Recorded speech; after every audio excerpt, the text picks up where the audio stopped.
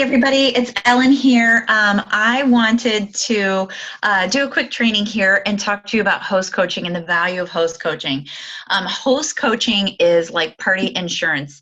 If you coach your hosts in the right way, it not only will have them hold the party on the date that they originally were going to hold the party.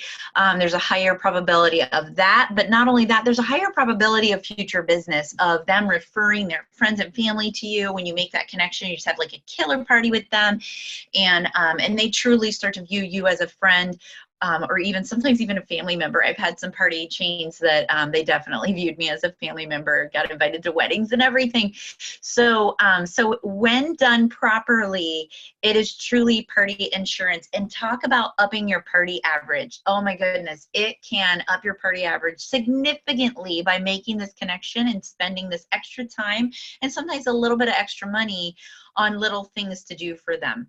And when I say little, I mean very little extra money, because it's not necessarily about, the dollar amount. It's about the caring behind whatever your activities are that you're doing. Oh, my nose, hopefully I don't sneeze.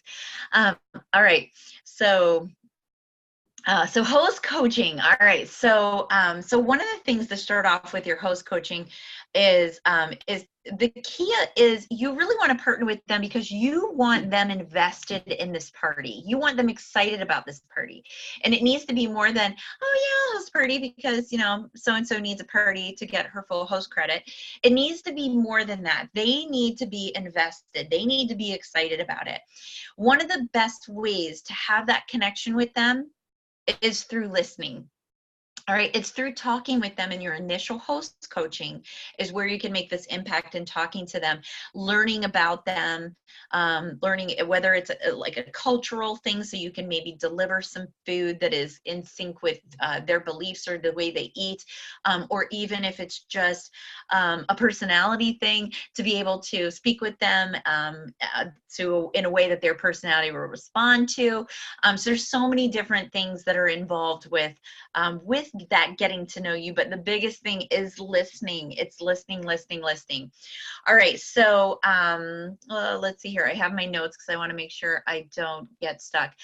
When it comes to host coaching, don't get hung up in the paralysis of analysis type situation. All right, don't get hung up on what's in the packet. Don't get hung up on checklists. Don't get hung up on any of that kind of stuff. The best way for you to experience great host coaching is just to be yourself and treat them the way that you would want to be treated. And the fact of the matter is that this may be your 100th party, but it could be their only party, the only direct sales or Tupperware party they ever have in their entire lifetime. No pressure, all right? But we want it to be a really great experience. We want, even if they never date another party, we want them to remember Tupperware and you fondly. And it starts with this connection with them in their host coaching, all right? And so, and think about it. Did you ever have a direct sales party? Did you ever go to a direct sales party and you were like, wow, that consultant hit it out of the park? I remember going to a party one time and I watched this consultant date like 5 or 6 parties, and she opened up her date book and she was full, like full. She was dating like 2 months out. I was like, how can I recreate what she just did here? And I did. I went home and I was like, I'm going to do this, right? And so we learn from that, but we learn what to do and what not to do sometimes, unfortunately. And so it's important to incorporate that and just think about it and even ask, maybe you've never been to a direct sales party. Maybe you've never hosted a direct sales party. Ask your friends who have and be like, hey, can I survey you about direct sales? Because I really want to make sure that I'm making myself stand out to my customers, to my hosts, to everybody. So, and just ask them, and the ones that have done it because they've invited you to parties, right? All right, so as far as the host packet goes, my host packets are super simple. You can put whatever you want to in it. All right, my host packets are catalogs, flyers, order forms. That's kind of it, unless my hostess is asking for something else specific. Oh, and I definitely put in the say yes offer, always. But some people put in some current like popular half price items, a sheet of them. So people are like, oh, I want to get that for half price. So I'm going to host a party. Some people put in a tic-tac-toe board because that is their personality, and they find that that's an easy way to get the host to do what you want her to do, a form of a checklist without it being a checklist. Some people put in a checklist. All right. So, so there's so many great documents out there. You can play with it. All right. And add things, subtract things, ask other people what they put in so that maybe you're like, oh, maybe I do want to put that in. I know somebody who puts in how to write up an order, how to tally an order, things like that. Some people put in a fundraiser flyer because they do a lot of fundraising, so they just always want it out in front, so they educate their hosts on it so the host knows, so that she's promoting you in the business and all that jazz. It's up to you. All right. So the big thing is just choosing things that speak to you so that you'll be excited about them. Because if you like what's in your host packet, you're going to talk about your host packet, right? It's that simple. All right. So one of the biggest things that the biggest, smallest changes, the smallest change that made the biggest impact on my business was when I started writing handwritten thank you notes to my hosts. It was a game changer. And I am not even kidding. And so what I do is, whether I dated the party on the phone, if I dated at a show, if I dated it at a Tupperware party, the very next day I send a handwritten thank you note that says, actually I might have a sample of one here because I do this training a decent amount, and so I usually keep some on hand, don't I? I think it's this one. Nope. Let's see. Thank you for supporting my business. Yes. Okay. So this is the one.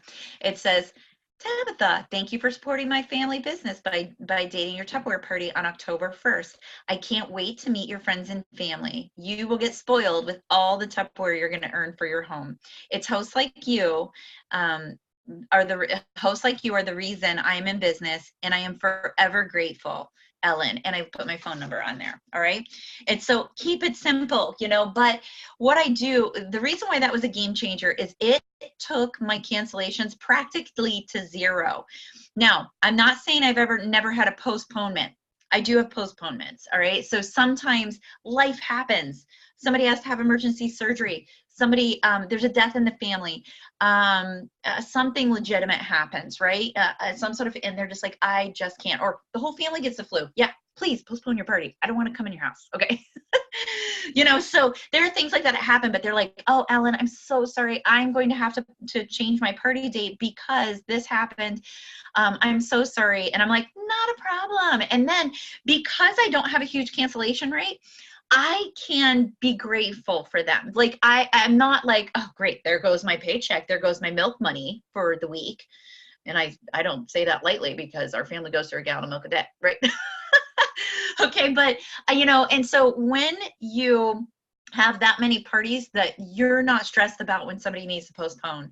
And then that's when I call people on my maybe later list, and I'm like, hey, you're on my maybe later list, and whenever I get like an opening just kind of comes up spur of the moment, I told you I'd call you with a great offer. Here's my great offer. I have this Tuesday open.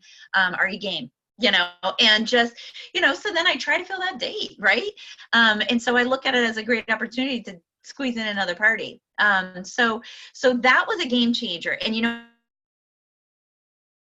what if they do cancel on me? They feel pretty darn guilty, because in this I talk about them supporting my family business, right? So this isn't just like, hey, great, I'm gonna go get some money to go buy some fancy shoes. No, this is my family business, and this supports my family. And I say that, not in so many words, in my thank you note, right? All right, so the other thing, so the next part is initial host coaching. Now, sometimes the initial host coaching jumps line and is actually at the time I meet them, so I haven't even sent the thank you card out yet, right? So if I'm at a Tupperware party, I'm gonna go ahead and like knock that out. I'll be like, hey, you got 5 minutes before you leave tonight? I need to talk to you. They're like, yeah. And so in that, I just kind of open up the host packet, because I usually put it in a folder. I open up the host packet and I'm like, here are your catalogs, here are your flyers, here are your order forms. If you have any questions about how to fill out the orders, let me know. I'm happy to tally them for you. Now, the reason why I offer to go to do the calculations for them is it's another form of communication. I'm getting them to talk to me. If they're contacting me to tally orders, I know they're working, and I can say, hey, great job. I'm so excited about your party. I see your Aunt Sarah ordered. I'm so excited. She's going to love this. Here's the total. You know, so it just, yes, it's a little bit more work for me, but it's good work because it's telling me things are going good. It's reassuring me that she's engaged with me and I'm engaged with her and I'm doing her a service. It's worth it to me, okay? So I do have them contact me with outside orders so that I can tally it up and make sure we didn't miss something or get something wrong. All right. And so let's see here. But the biggest thing in that initial host coaching is to ask questions. You know, ask questions and listen. You want to get to know this person. If you don't know them, or if you didn't have an experience with them at the party to kind of get to know them already, it's important to get to know them at this point and to just say, you know, ask questions like, so what would you like to see at your party? What product here tonight kind of intrigues you? Because, you know, if you're interested in a particular product, I can make sure to do a demonstration around that product. So like pressure cooker or the micro pro grill, you know, and if they're like, gosh, I don't really know. And I'm like, well, let me list off a couple of our primary products, our premium products, and you can just, you know, let me know. Or I can go the route of recipes. So if there's somebody that seems they're super into food, I could be like, I have my favorite dip recipe that I can make for you. It's like this French onion dip.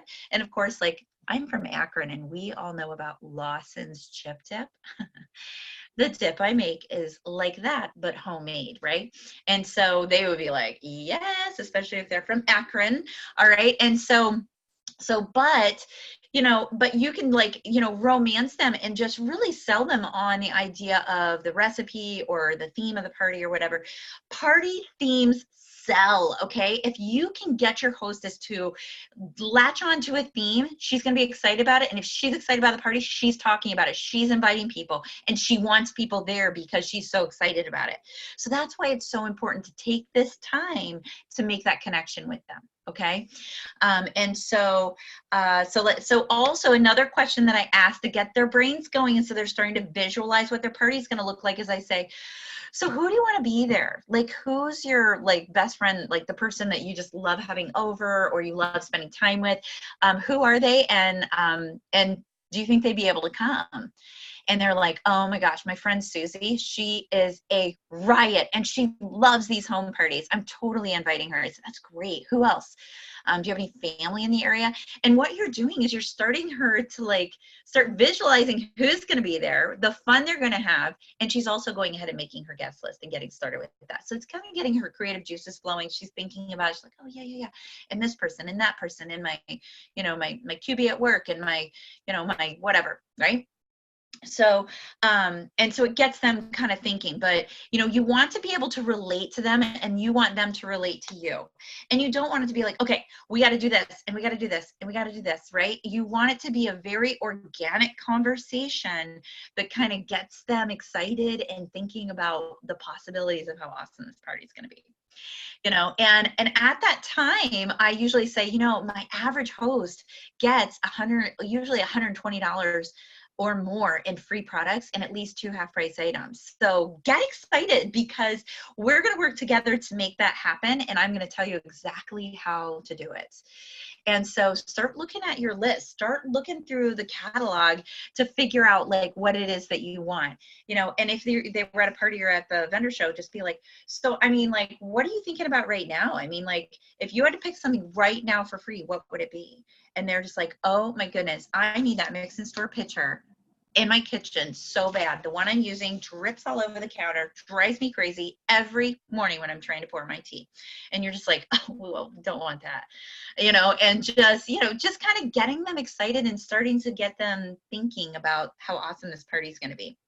Um, and now you also need to ask somebody like, listen, you know your people. So how do you want to invite them? Do you want to text them, messenger? Do you want to mail out some special invitations to some VIPs, like your best friend Susie and your Aunt Jane? Do you want to go ahead and mail invitations out to them? Do you want everybody to have mailed invitation? Do you want something in your purse you can just pull out for people at work? What do you want from me? And so, and a lot of times anymore, people want to text. And so I say, do you want me to send you a couple word choices about, or just kind of things about the party? You can tweak it and make it your own words. That's a 50-50. Some people are like, yes, send me what to say. And other people are like, no, I'm good. I know how to talk to my people. I know how to talk to my friends. They're just like, no biggie, And so at that point, I start challenging them just like I would with a team member, right? Because they kind of are. They're my newest sort of like partner in the business. And so I challenge them to go ahead and invite people in the next 24 hours and to text me when they're done. And I say, so each time I give you a little challenge, when you rise to the occasion, I'll have an additional gift for you at your party. All right, so these gifts are small things. These are gadgets. These are old dating gifts. This is really inexpensive stuff. Keychains, sometimes I just put a bow on them, or I put them in the little baggies and tie it, whatever. Just put something on it to make it look nice, to make it look like a present. And so I'm like, every time you rise to one of my challenges, and then sometimes I might even give them a reminder. And so maybe like next morning, like if I'm talking to her today, maybe tomorrow around lunchtime, I'm like, don't forget my 24-hour challenge. Let me know once you've invited people, and let me know how many, if you, let me know some people you invited or whatever. I usually don't put a number to it because I don't want them to feel like I'm just like all about the numbers, all about the money, right? And so I'm just like, let me know when you've invited your people. And then in that conversation, I might be like, so tell me about some of the people you invited. And they're like, I invited both my sisters, my aunt, my da-da-da-da, right?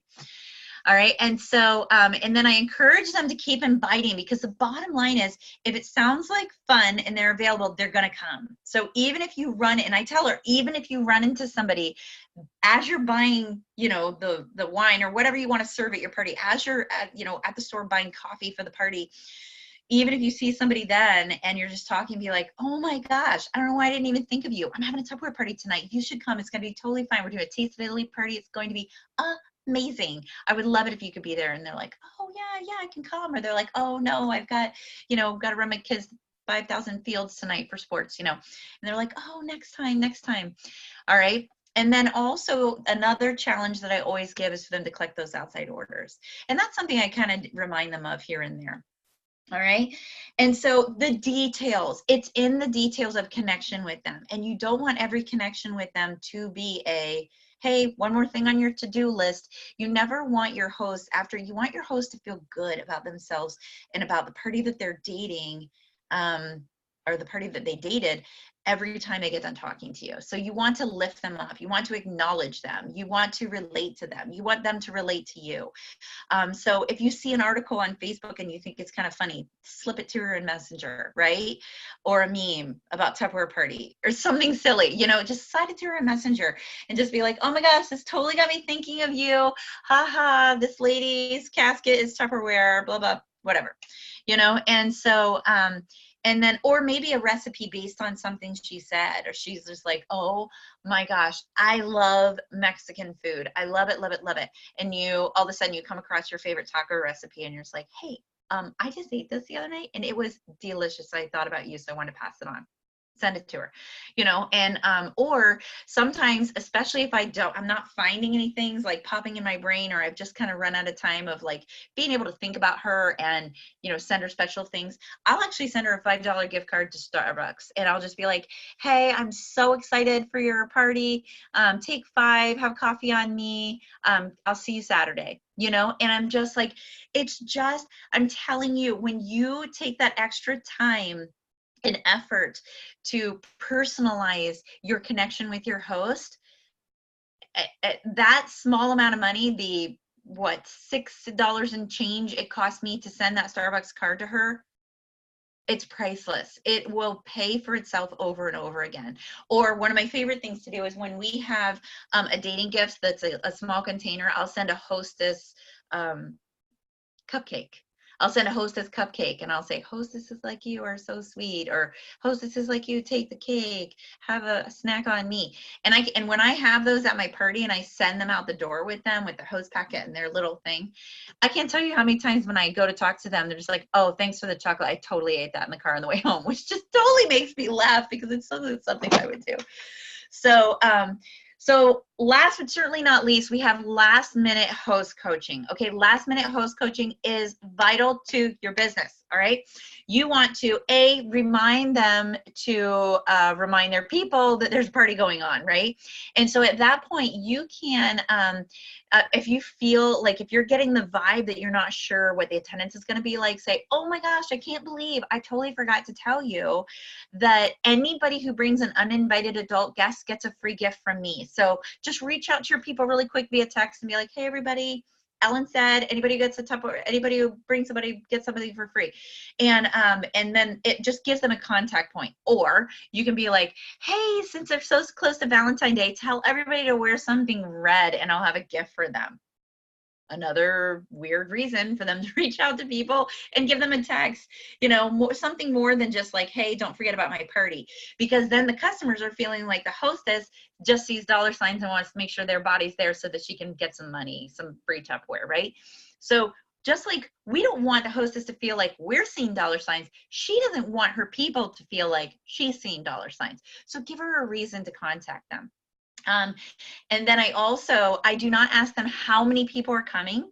I ask them who's coming. And that was another small game changer in my business. Because I was like, oh, Susie, tell me about who's coming. And she's like, sometimes they'll still say, oh, I have 5. And I'm like, well, but who's coming? Is it family? Is it friends? And they're like, oh, mostly families, like my sister, my aunt, and then my best friend who may as well be family, a neighbor, and I think a coworker's coming. And I'm like, that's awesome. All right. So that gets her to communicate with me without me looking like I have dollar signs, right? So it's so important to just kind of put that out there and do that. And then I also say a question I learned years ago to ask, are your house numbers visible from the street? Because you would be shocked at the amount of houses that don't have house numbers visible from the street. And usually about that time they're like, oh yeah, they're visible. My house is this like slate gray and it has black shutters. We have a big tree in the front yard. It might actually block the numbers to the house. And my car will be in the driveway. It's a white Buick, or whatever. People usually go above and beyond. And then I say, is there on-street parking? Because I prefer personally to park on the street, because I found that when I park in the driveway, if I'm trying to leave, all of a sudden everybody scatters and I feel bad because I broke up the party because I needed to leave. So I usually try to park my car on the street so I can slide out and they can keep partying. So those are the majority of my tips for host coaching. So keep it simple and just put your heart in it, make that connection. That is where the value in that host coaching comes in. And I'm telling you, the quickest way to raise your party average is through phenomenal host coaching and staying in contact with them. And when you're going and you're trying to achieve your goals, such as the sales and the outside orders and all that kind of stuff, try to go at it from a direction that they see the value in it for them. So be like, our goal is to get to our first level in the host program before I even walk in the door. So let's do it. And a lot of times I'll say all my most successful hosts, they usually have about $200 to $300 in outside orders before I get there. No, but and then I'm usually like, hey, but listen, not a big deal. That's really only about 4 or 5 average orders. And then they're like, oh, well, I can do that. They think $200 and there's like, I don't have $200. And it's like, you don't have to, you're asking your friends. All right, but that's where their head goes. So I'm so excited. I hope you guys absolutely love host coaching, and I hope you make some really firm connections with your hosts on and being able to partner with them, because you know what? They very might possibly be your next new unit member in your manager unit. And so, so you want to make sure that you have that connection, because then it's that much easier there right at the end to be like, hey, listen, if you ever thought about doing this, or even just right before the party. A lot of times I say that. I totally forgot to mention that. A lot of times I mention right before the party in one of my connections, I'm like, oh my gosh, especially if they're collecting outside orders, I'm like, you're totally doing my job. I'm like, you should think about doing this. You'd be really good. They're like, no, no, no, no, no. Right. But you're planting the seeds. I'm expecting them to say no the first couple times I ask. But by the time I get to the party, that's when I'm like, hey, do me a favor. Watch what I do tonight. And just imagine yourself in my shoes. And that's all I say. And then I start the party, right? And then at the end of the party, I was like, what did you think? Can you imagine doing this? Because I just made $200, and just be like, and that's when they're like, what? And I'm like, yeah. And we dated 3 parties. So, you could go to those parties and be, spend money, or you could go to those parties and make money. And I can help you with that. And then that's when they're like, I don't know, maybe. And their gears start turning. So, host coaching is a huge key to your business. So it's important to master it. So, so take everything I've said, think about it, customize it to you, your personality, and just really envision what it would look like when you have that perfect connection with your host. Like everything's going right, and she's really into everything you're saying and your challenges. So, so I'm super excited. Thanks, everybody. I will talk to you soon, and you'll see more training, of course, from me. All right, take care.